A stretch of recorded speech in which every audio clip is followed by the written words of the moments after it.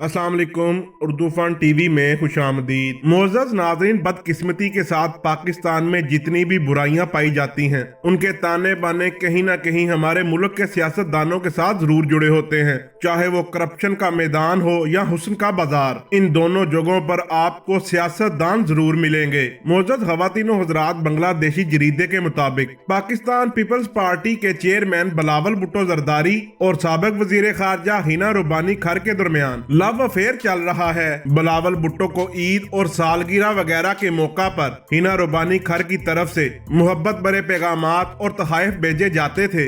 Report में यह भी बताया गया है कि एक बार ईद के मौका पर रोमानवी कार्ड भेजने पर साबिक सदर आसिफ अली जरदारी ने हिना रुबानी खर को तलब कर लिया और शदीद गुस्से और नाराजगी का इजहार किया था।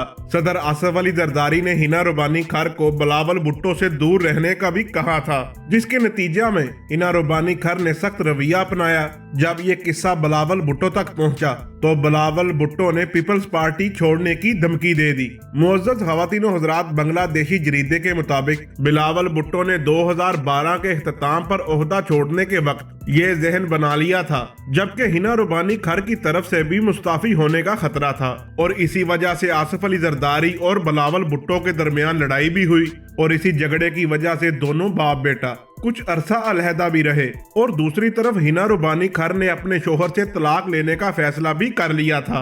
प्यारे दोस्तों, इस बारे में आपकी क्या राय है कमेंट्स में जरूर बताइएगा। वीडियो अच्छी लगे तो लाइक एंड शेयर जरूर कीजिएगा और हमारे चैनल उर्दू फन टीवी को सब्सक्राइब कर दें और साथ दिए गए बेल आइकॉन को भी प्रेस कर दें ताकि नई आने वाली वीडियो आपको बर वक्त मिल सके। मिलते हैं किसी अगली वीडियो में, तब तक के लिए अल्लाह हाफिज।